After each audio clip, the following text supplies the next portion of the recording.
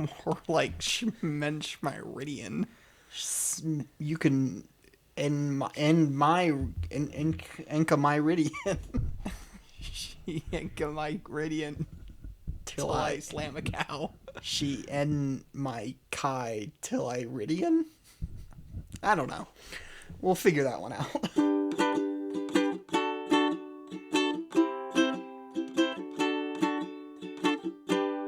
Welcome to the podcast, everybody. This is Adventure Twins Podcast. I'm Jacob. I'm John. And we talk about Adventure Time. Adventure Time. Today's episode, we are talking about episode 5, the Enchiridion. This episode was released April 19th, 2010. It was written by Pendleton Ward, Adam Muto, and Patrick McHale. Directed by Larry Leichleiter. I looked into this. He seemingly did every single episode this season. And then for season 2, he moved over to supervising director and stayed that way through the first half of season 5. So it may be a bit of a repetitive thing naming him as the director every episode. So is that a promotion then? Supervising? I don't know film like that. It's not necessarily a promotion, but more so they probably brought on a bigger team, so he was kind of looking over everything. So that makes more sense. Yeah. But yeah. In this episode, Finn and Jake face several trials in order to find the hero's guidebook known as the Enchiridion. So initial thoughts. What do you think of this episode? Was that the whole description? That's the description I gave. I don't know. I was expecting like at least 2 sentences. Okay. No, I'm mostly just trying to give like basic, here's the plot without just ripping it directly from IMDb. So. Oh, well, I mean, yeah, they get a little in the weeds there. Yeah. This is a really fun episode. I'm trying to think, how would I word it? This feels like when you picture Adventure Time, this is what I picture is an episode like this, because it actually feels like they're going on an adventure. Like they get the quest and they go on the adventure to get the thing at the end, and they go through all these different, you can see the inspiration from D&D in this episode. Mm-hmm. Like this is obviously just a campaign that you do with your buddies. Yeah, I was also going to say I really like this episode. It feels like such a classic episode, and it's a very traditional hero's quest, specifically searching for some magic artifact that you have to be like pure of heart to get, and so you're being tested just not with like actual physical trials and stuff, but there's a certain level of like testing their character. So it feels like a true sort of like Arthurian legend. Just about to say very Arthurian. So it's I think a great episode. It embodies so much of what's cool about Adventure Time is just doing little adventures. So yeah, I know we or maybe that was the next episode. Oh, I wrote something down, but I can't remember which one it was. Let me check my notes. Wait, what'd you write down? It was about the. I have to like delete that note? That's weird. It was about the title cards. I know I feel like every podcast episode we've like, yeah, the title cards, you never see those. And then every episode has the title card. Yeah. And so number one, we need to stop saying like, I think they stopped doing those because they have done it every episode at this point. I don't know if they stopped doing those at this point. I just don't think I remember. I'm just like, I'm pretty sure they stop like later, but season 1, we should stop saying that because they might do it. But I want to say it was this episode where they did it twice, actually. Like they get the quest and they have their adventure and they say it's Adventure Time and boom, title card. And then at the very end of the episode, it ends with a title card a second time. Oh, I thought you meant where it's like the very beginning post theme song where they're like, this is the name of the episode, like on the Instagram page at Adventure Twins Pod. Oh, no. Where it's like, you know, like the hand painted sort of like tapestry thing. I didn't catch I was like, that. yeah, What they've been was doing the that Instagram handle. episode. Yeah. What is that? Yeah. What was the Instagram? It's Adventure Twins Pod on Instagram. Adventure Twins Pod. In Instagram. Is this like a website that you can go to? Yeah, Instagram. It's this nifty website I just made up, actually. Can you share? You can share like anything instantly on the line. Yeah, right? any photo you take is instantly on the line. If you got that reference, let us know on Instagram. At Adventure Twins Pod. No, it's not .com. No, it's not .com. It's just at I'm not Adventure social Twins media Pod. savvy. I don't know how these things work. It's just at Adventure Twins Pod. Or very confused and frightened. Instagram.com/Adventure Twins Pod. Yeah.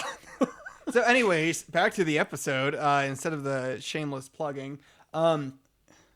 Yeah, this, I almost feel like they could have used this as the first episode. Like, hey, let's introduce, like, an adventure, because, like, that's what this one is. Yeah. I like it. It's cool.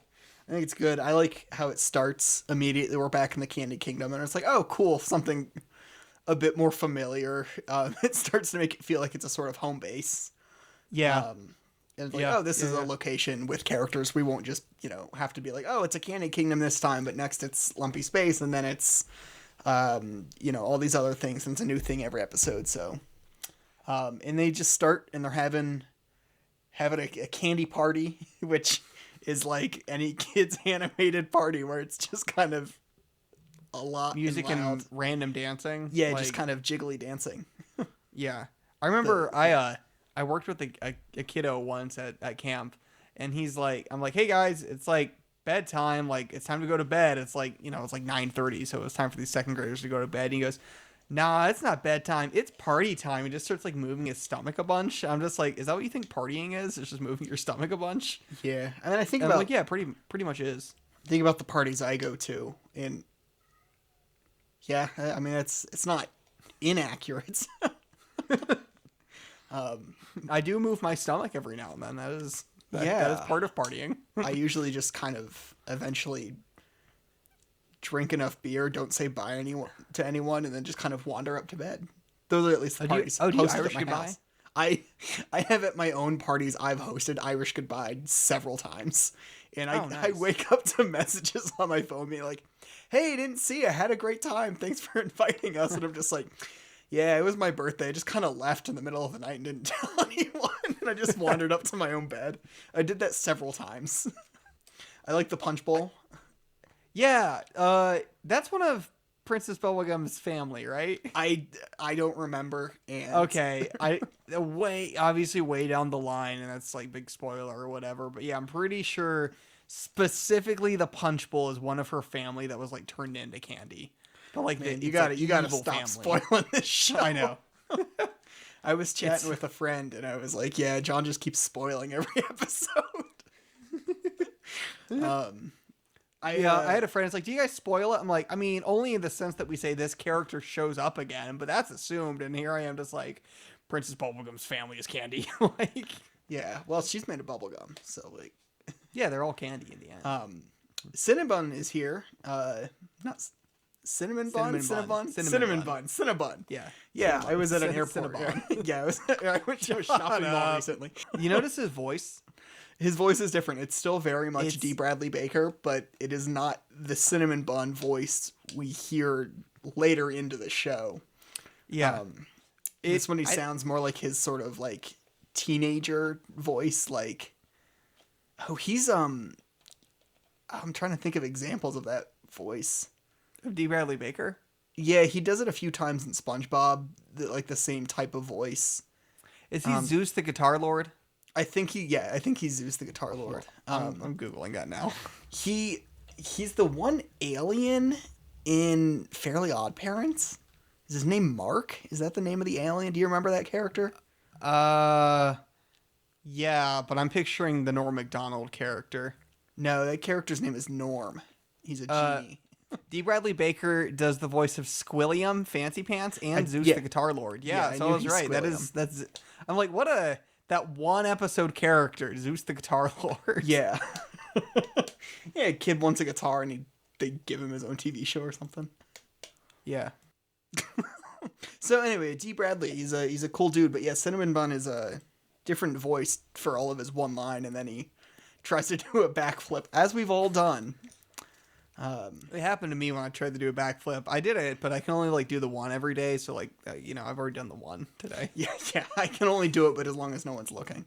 Yeah, Cinnamon Bun he obviously shows up a bit more, which is why we can say, oh, his voice is different here. He does show up again, but his voice clearly changes. I want to say they even make a joke about how, haha, I was so different back then, and the joke is that his voice is like completely different. Yeah. They turn One this little like side joke character into an actual character. One little cool animation thing I like they do is that we get like the split screen of PB falling on the left side, and then on the right side it's Finn diving to go and save her, and then as it meets up and like he catches her, the split screen kind of fades out and they meet up. I thought that was cool. That was cool. I like when the, I guess, animation. Video games have done that too. So I'm picturing the Lego Star Wars: The Clone Wars 3, or Lego Star Wars 3: The Clone War, whatever With the co-op. Yeah, but it was like the first one where you can do like co-op, not on the same screen at all times, and so it kind of reminded me of that. Actually, is what I was thinking. Yeah, it's pretty cool. Yeah, I thought I noticed Princess Bubblegum felt more princessy and played more of the traditional princess role, because in episode 1 she was very like, oh, Princess Bubblegum, but she's like a scientist is what she is, and she's like the strong leader and everything. Here they really played her off as like just the princess, like generic, almost generic princess. Gives the quest, takes a little break, realizes when she's waving, there's like, oh wait, and has to pull out like the handkerchief or whatever to properly wave goodbye. Right. I just a difference in how they portrayed her, but they changed how they portray her quite a bit. She's a very different, multifaceted character. She's a good character. In the when they're like going in through the secret entrance, I like how like trusting they're like, oh yeah, of course, you just have to turn around. It's a secret, obviously. It won't be. You got to turn around, so it's still a secret. And they're just like, oh yeah, I guess that makes sense. It's PB has this sort of like a babysitter role to a lot of her like her constituents, her kingdom. The candy people are stupid. They're really stupid. But it's like this. That's just one of these little moments where it's like they're just kind of like cute. It wasn't even just the candy people. Jake was there too, and he turned around with them. I was like, oh yeah, that makes sense. So obviously they go on the quest, and the first little dude they meet is Keeper, the gatekeeper. Yeah. He's so freaking cute. Oh my gosh. Keeper, I forgot about this character until I rewatched it. And I was like, oh my god, I forgot just how fun this character is. And he's like, if you watch this with subtitles on, I never realized the pun of both he's the gatekeeper but also the key. So his name is Keyper as opposed to Keeper. Yeah. Yeah. You're right. Yeah. I mean, I watched those subtitles too. I'm like, I noticed the spelling of it. I just didn't think anything of it. Yeah, he's the keeper, as in like a key to unlock instead of someone who has a keep.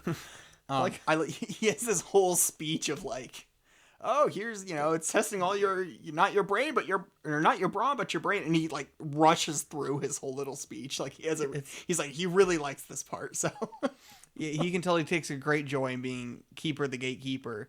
And he's like, Finn, how did you open the gate? How did you know? And it's like, I just thought you'd look cute inside that hole. And it's like, yeah, that's how most people get it. I'm like, and he's like getting stuffed into the hole. He's getting wearing the key. He's getting stuffed into the hole, and he's still like, he's like, oh, you figured it out. As he's stuffed in there, you can hear him start echoing. I like Keeper. Very cute. And then, they keep going forward, and the first little group they meet are those little like pixies. They're gnomes. They're gnomes. They're gnomes, but they look more like pixies because they like They're fly. Definitely pixies. But they're gnomes.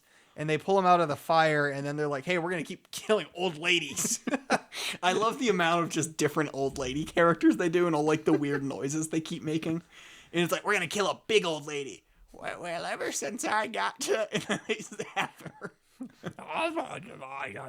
Like, they just make noises. I didn't even know what they were talking. It's like they designed old ladies and like had their eyes shut, and they were just like, all right, first drawing wins. I like to think they just asked around the office and said, hey, everyone draw an old lady, and they just put all of them in there. Because all of them look almost like different like animation styles is how they look like some of the old weird ladies were cute. In like Smiling Friends, they remind me just of some of the weird background creatures. Yeah. Where they're just all so weird, and none of them exactly look like humans, but they're just a bunch of old ladies who keep getting blown up. I like the little... funny. That's just a good joke. I like the little corkscrew move that Jake does to avoid the gnomes and then throw them back into the random puts them back in soup the fire. pot. Yeah, it's like a soup pot on fire, and he just throws them back in. They continue on, next little dude they meet isn't so little. He's actually like a giant. Well, we dude. don't get there because Ogre? Finn has a little moment on the Oh, yeah, on the that's bench. right. And he's like, Yeah. I wrote this down. He said, I'm not righteous, I'm wrongchous, stupidchous.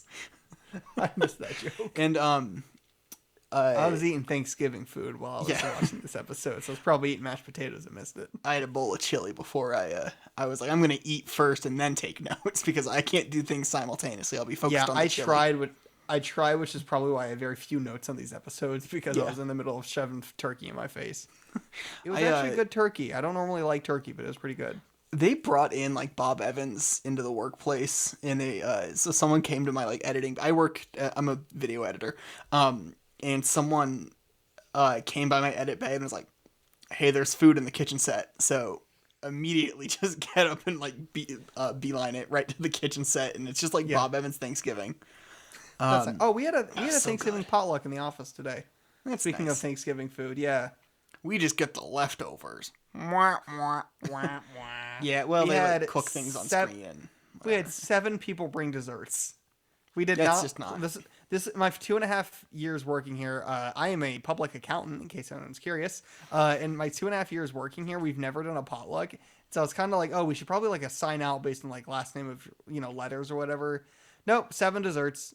So that's why you're I've got supposed to have a like a lot of- sign up for potlucks so you don't. Well, end we up had with that. we had a sign up, and so we saw there was somebody who switched to a vegetable because they realized we were only eating There's too many potatoes and desserts. Yeah. We had a lot of potatoes when we got the Yeah. turkey catered in, but Okay, that's good. Yeah, going to all Yeah, we the have- all the church potlucks growing up, it was Yeah. split by like last name. So if you were in like the first like A through G or something, you were like entree, and next were sides and dessert, and it that works until you run the risk where everyone who shows up has the last name Smith, and then Yeah. you're eating only pasta salad for dinner because everybody brings a pasta salad and a bucket of KFC fried chicken, and that's a potluck right there. and honestly, I've never really liked pasta salad, so Oh, really? I love that stuff. I don't like it. I keep When they got the trying it, little and I'm like, black it's olives always in it, just fine. I'm never crazy about it. I never want more than like 2 bites. So Well,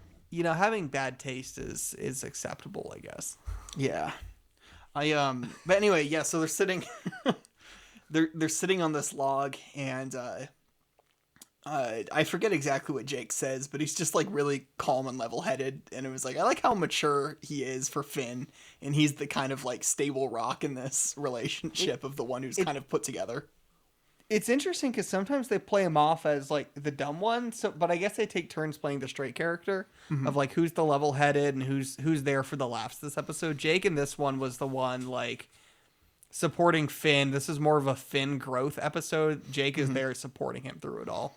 Yeah, I think I mentioned this in the last episode that like Finn is perpetually like a 12-year-old, and he's so easily Right. excitable about everything that You did, yeah. Jake being just pretty chill about everything kind of just like works. And he's like clearly an older person, and I think that like it helps because Finn is trying to figure himself out, and he's like, oh man, all these old ladies died because of me, and Jake is like, they're only here to like, they're here to test you. Like, this is all part of the test. Don't worry about it.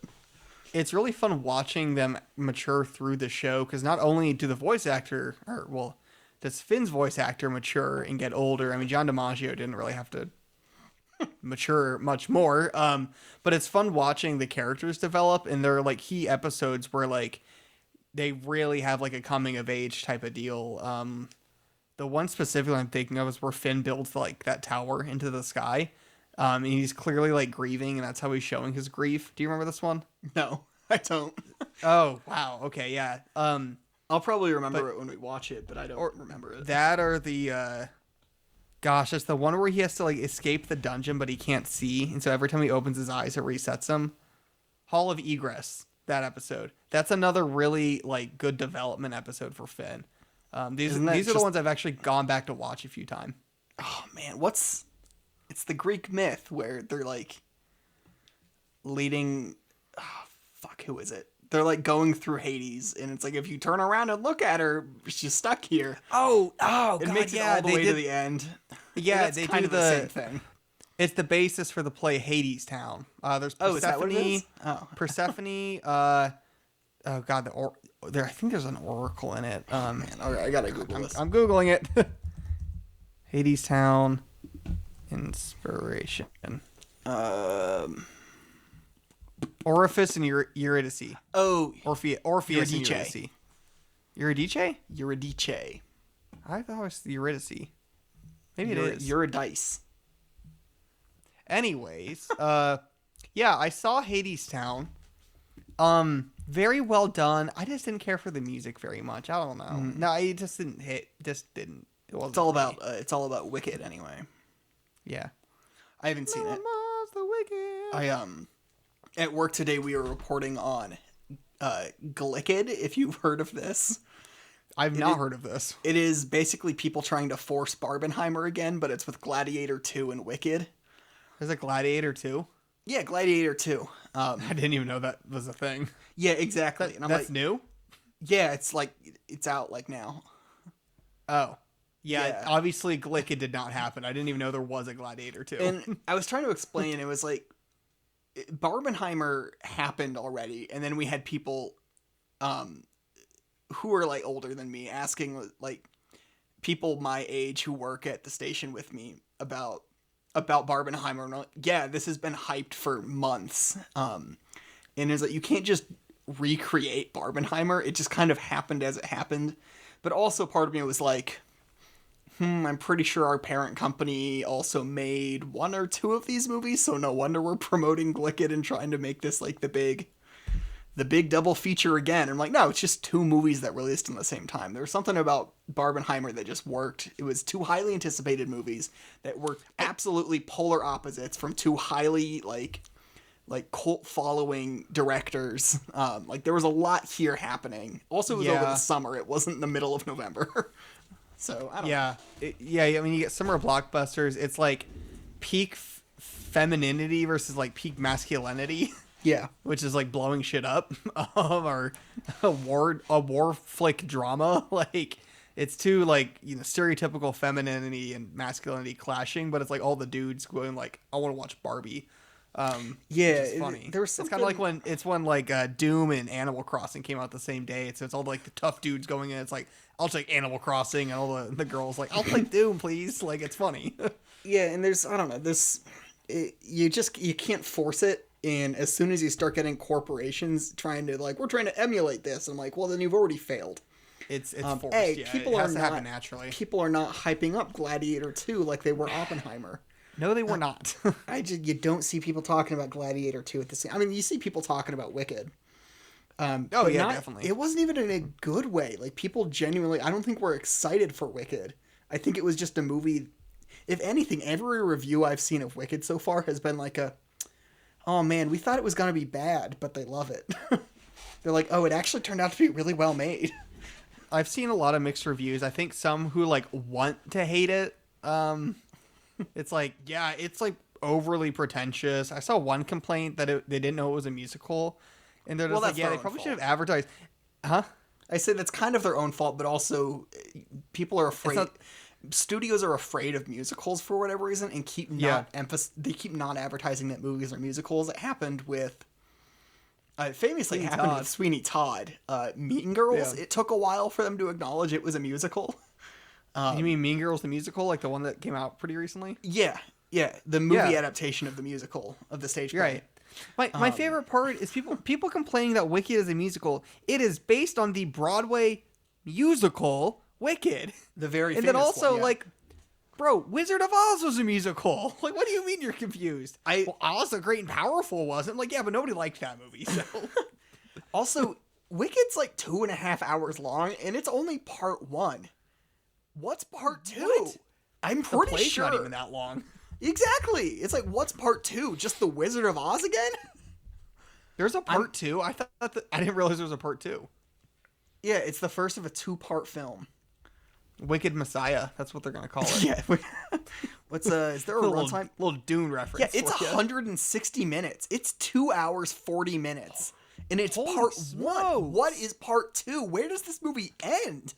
Is it just a really long first act of the show? I'm like, I have not seen it. I know it is out. My theory is they end it with the and they end it at that, and then it cuts. I mean, I But can't I think imagine she where defies else. I think It's she in defying defies gravity.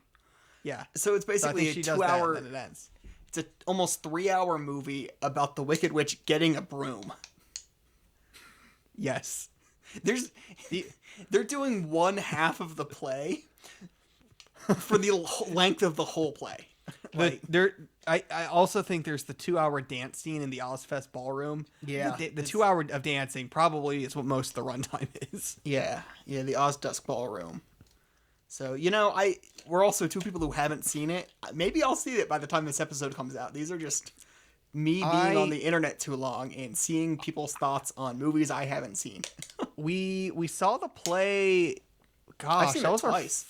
You've seen it twice? It was like my first Broadway show I've ever seen, but I was like 11 or something. Yeah, So it was a I long saw time ago. You know how Dad used to get like, Yeah. someone in the church was like, and you went and saw Book of Mormon at one time. Yep, yeah, we saw Book of Mormon then. Yeah. Yeah, so someone in our church had season tickets to like the theater in Columbus, and when she couldn't go, would give the tickets to our dad. And so Dad and I went and saw Wicked once, and it was like 3 rows back from orchestra, like center stage, great seats. And I just remember watching Wicked for the second time. The dude next to me smelled like olives. And I couldn't stop thinking about that the entire time of like, this guy smells like olives. Cool. So that was my experience with Wicked. Nice. So back to Adventure Time.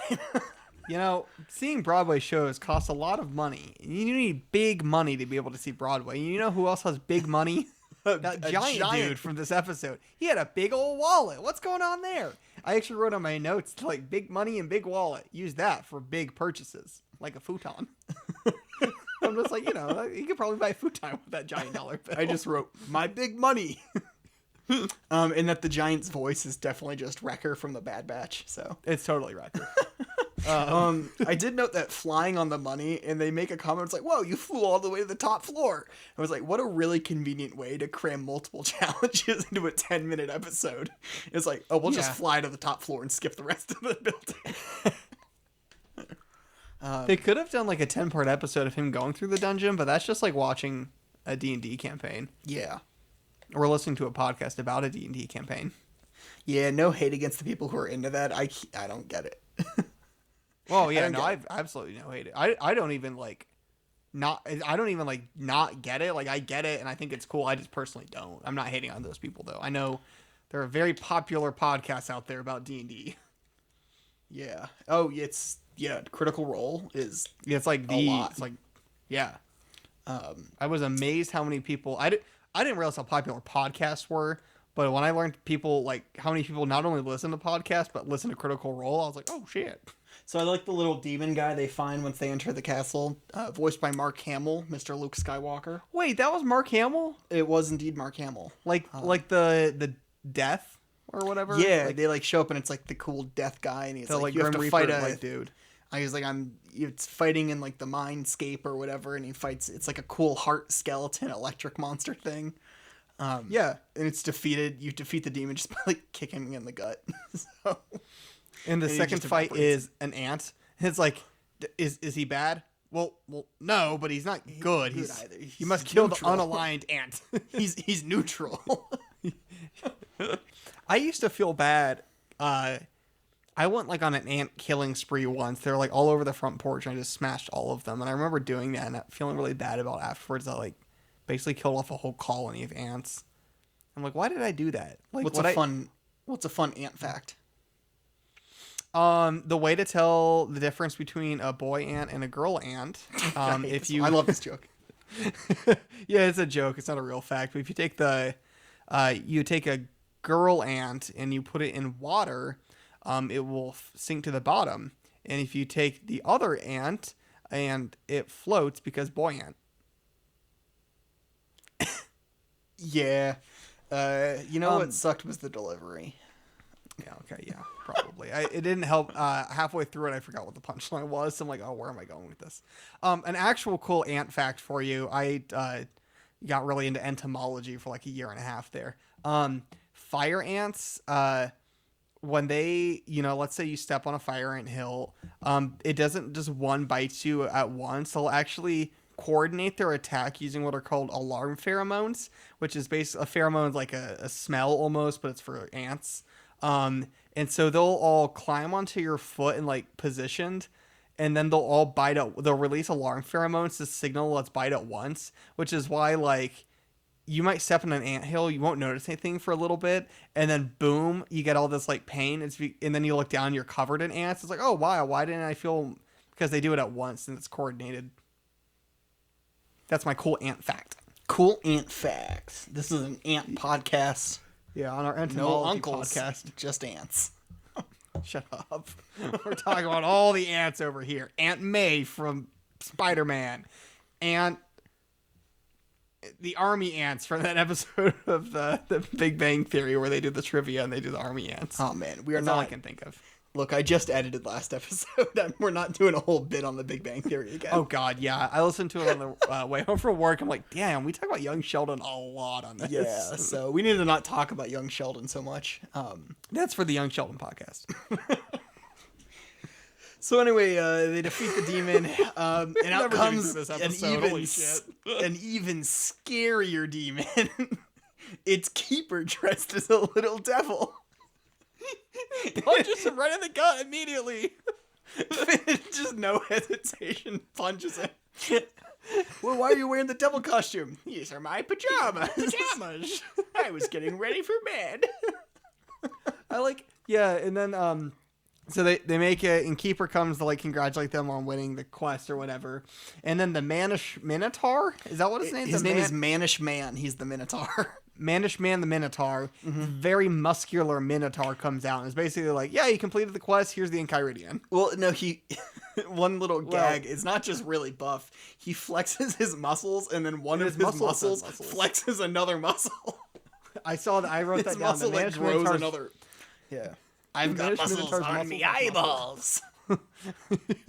I've got so many muscles, my muscles have... It's like very, like, SpongeBob. And Salted that the guy has spoon. shoes. How tough It's are all- I had a bowl of nails for breakfast. you? Yeah, so... Without any milk. So I anyway, always thought that was about fingernails, not like nails, like tough as Oh, yeah, nails. like- I thought he was eating fingernails. I'm like, well, how is that tough? That's just gross. So they go to a little picnic table, and Keeper's there, and Manish Man the Minotaur, and all the grandmas are there. Oh shit, we didn't even mention the orb. There's an orb? Yeah, PB was like, oh yeah, here's like Manish Minotaur, and I'll show you the legend of the Enchiridion, and she pulls out like an all-seeing orb. Oh, yeah. Yeah, she's like a Palantir from Lord of the Rings, like Sauron has. Yeah. PB has like one of the Palantirs, I guess. Oh, very cool. Yeah, that makes sense. Yeah. And yeah, that comes back, and so like they're communicating with PB, and they're like, "What's it saying? The Enchiridion?" And it says Chapter 5: How to Kiss Princesses. Oh So, boy. There's a little preteen humor for you. yeah, and Finn's got a crush, and On the princess. Yeah, won't share it with the princess. I like how they weren't actually killing those old ladies. They were just getting poofed into this like other area. So like he didn't kill anybody in the end, which is good. It was all part of the test. Did you take note of what they were having at their little picnic at the awards? Little spaghetti. Yeah, Keeper made some Keeper spaghetti, made but some also spaghetti. they have juice. It's just like apple and orange juice in Just spaghetti. have a little picnic, and then the old ladies are there too. It's cute. It's fun. I mean, It's a good we went on a episode. lot of tangents here, but like it's very just one little incident after the other. It's a fun little quest episode. It's a time where they have an adventure. Dare I say, an adventure time. In Adventure Time. Plus, the Enchiridion is like, it's a cool prop. It's the hero's guidebook. So I wonder if this will ever is show also back up. like that's also like pretty significant. I think. Yeah. I don't remember why. I was actually thinking about that on the car ride home, and I'm just like, wait, the Enchiridion is important, but like, I don't remember why. It just exists. Do they use it to like get through other problems? They might. I I don't know. This Because is it's like if genuine, it's a not like, guide, oh, it's a the hero's Emperor, book. like- Does he like consult the book later? I don't know. He I don't might. remember. I might be confusing it with the little book that Dipper finds in Gravity Falls, where he does yeah. consult that to The learn Book of more. Bill. But Yeah. yeah, I don't remember. I don't remember. Yeah. I Well, we'll genuinely just don't have to remember. see on another thrilling adventure of Adventure Twins. Were we ending it there? I don't know. Were we ending the episode? Do you have anything else to say? Oh, I think there's a collection of Adventure Time comic books that looks like the Enchiridion. It's the Enchiridion That's cool. edition. That was it. That's all I had to say. But Oh. Adventure Twins. All right, are we done with this episode then? Yeah. Okay, yeah, this has gone on too long. All right. Yeah, we got way off topic there.